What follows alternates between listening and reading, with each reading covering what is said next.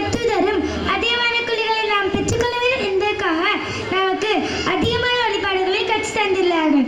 வணக்க வழிபாடுகளை கற்றுத் தந்த நபி ஸல்லல்லாஹு அலைஹி வஸல்லம் அவர்களெல்லாம் எவ்வாறு செய்ய வேண்டும் என்பதையும் கற்றுத் தந்திருக்கிறார்கள். இவ்வாறான வணக்கங்களில் மிகவும் சிறப்பான ஒன்று ஒழுவாகும். இதே மசமானது விளக்குவார்கள். ஒழுவுடைய செய்முறைகளை ஒரு மாதம் செய்து காட்ட மற்றொரு மொழி அதற்கான ஆதாரங்களை அடுக்கடுக்காக சொல்வார். அஸ்ஸலாமு அலைக்கும் வரஹ்மத்துல்லாஹி வபரகாத்துஹு. ஒழு செய்ய ஆரம்பிக்கும் போது நிய்யத் செய்ய வேண்டும். நபி ஸல்லல்லாஹு அலைஹி வஸல்லம் கூறினார்கள், செயல்கள் அனைத்தும் எண்ணங்களை பொறுத்து அமைகின்றன.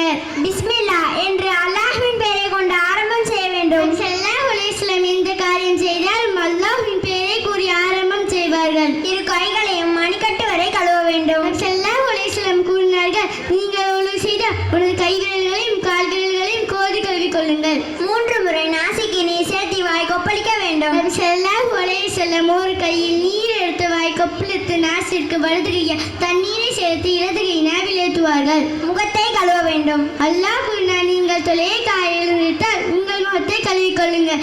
ஆண்களாக இருந்தால் உங்கள் தாடியை கோதி கழுவிக் கொள்ளுங்கள். நபி ஸல்லல்லாஹு அலைஹி வஸல்லம் அவர்கள் தாடியை கோதி கழுவார்கள். இரு கைகளையும் முழங்கை வரை கழுவ வேண்டும். அல்லாஹ் கூறினார், உங்கள் இரு கைகளை முழங்கை வரை கழுவிக் கொள்ளுங்கள்.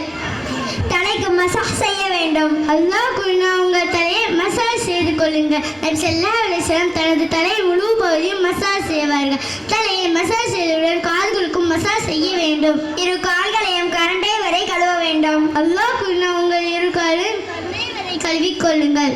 மேற்கூறிய அனைத்தையும் தொடர்ச்சியாக செய்ய வேண்டும். மேற்கூறிய அனைத்தையும் ஒரு முறை செய்வது ஃபர்லு, 3 முறை செய்வது சுன்னது. வலது புறத்தை கொண்டு ஆரம்பம் செய்ய வேண்டும். ஸல்லல்லாஹு அலைஹி வஸல்லம் இந்த செயல் வலது புறத்தை கொண்டு ஆரம்பம் செய்வார்கள். இறுதியாக ஒழு செய்து முடித்த பின் துஆ ஓத வேண்டும். அஷ்ஹது அல்லா இலாஹ இல்லல்லாஹு வஹ்தஹு லா ஷரீக லஹு வ அஷ்ஹது அன்ன முஹம்மதன் அப்துஹு வ ரசூலுஹு. அல்லாஹும்ம ஜஅல்னி மினத் தவ்வாபீன வ ஜஅல்னி மினல் முத்தத்வஹிரீன். இந்த துஆவை யார் ஓதுகிறாரோ அவருக்கு சொர்க்கத்தின் 8 வாசலும் திறக்கப்பட்டுள்ளது.